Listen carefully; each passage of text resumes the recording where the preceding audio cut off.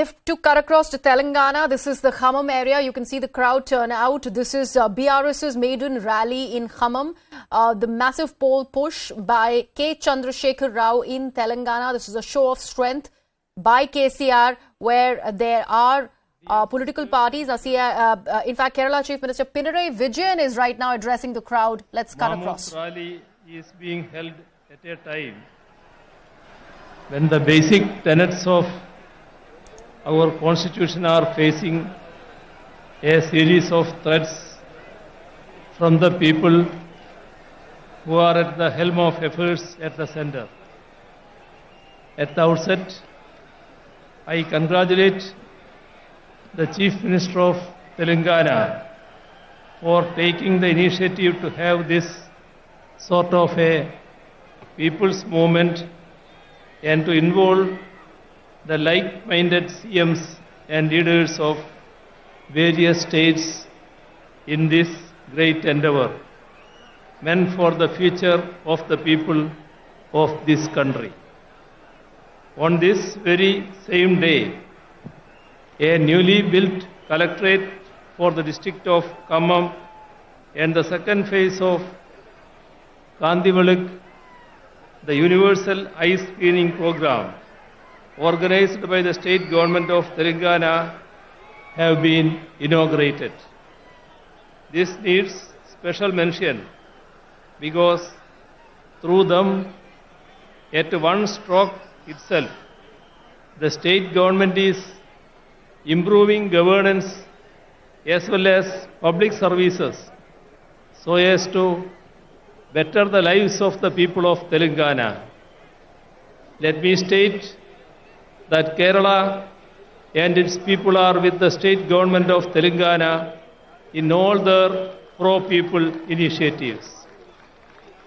I have come to understand that decentralization of governance has been a hallmark of KCR Garu's administration.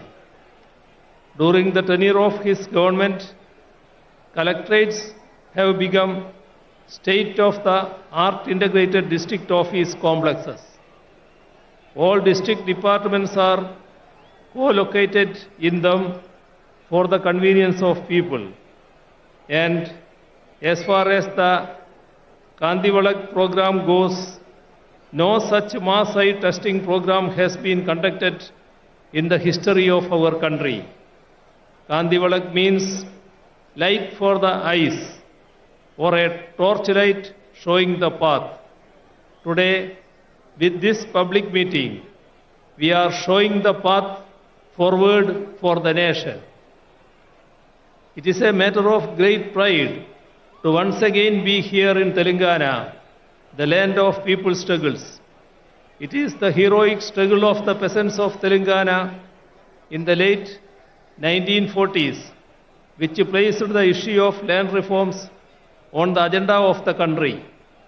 Several such people's struggles taking up diverse issues were waged as part of our glorious national movement. It is subsequent to centuries-long such struggles that our country won its freedom from the colonizers. However, today we have a peculiar situation in which a political formation that was not part of our national freedom struggle is in power in the country.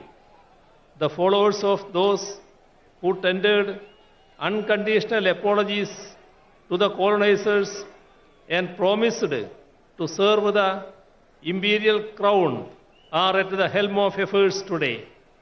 They have been and remain antagonistic to the values of our anti-colonial struggle.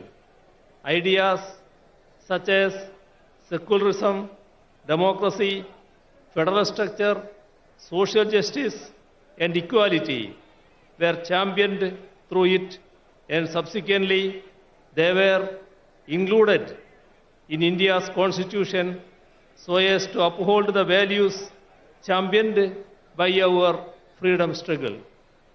Since those in power now were not part of our collective struggles then, they do not know the values on which India has been built as a sovereign democratic republic. So, they seek to alter the basic structures on which our modern nation has been built, even as they call for celebrations such as Azadi Ka Amrit Mahotsav to commemorate the 75th anniversary of India's independence. Amidst the glam and glitter of these celebrations, they seek to undo the very foundations of our country, our democracy, and our constitution. Our constitution starts with the preamble, in which we have enshrined the basic values that we uphold as Indians: sovereign, socialist, secular, democratic, republic, justice, liberty, equality, and fraternity.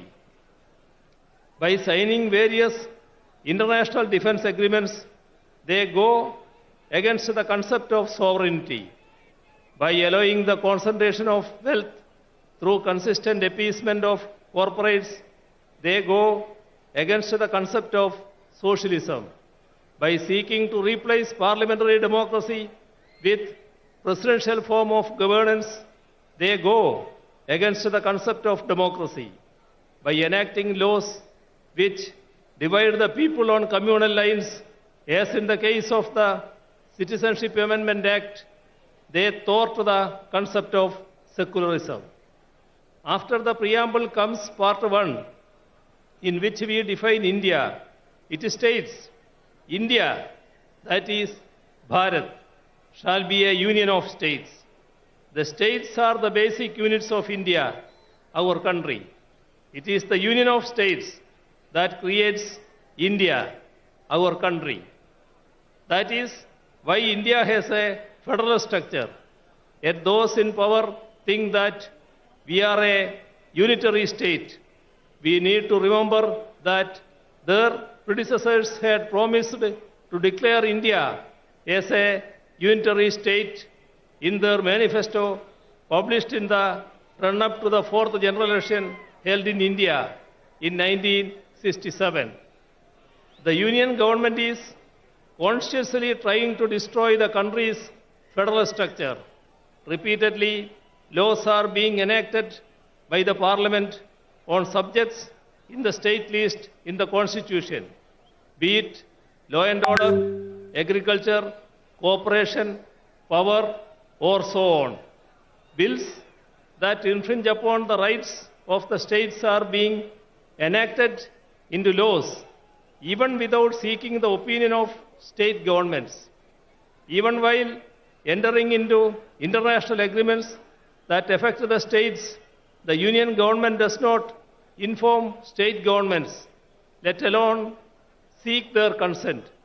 Slogans such as one nation, one tax, one nation, one uniform, one nation, one election are all attacks on federal structure.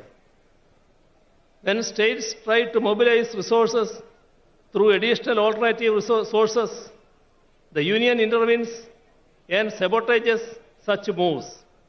On the one hand, the right to avail loan is curbed, and on the other,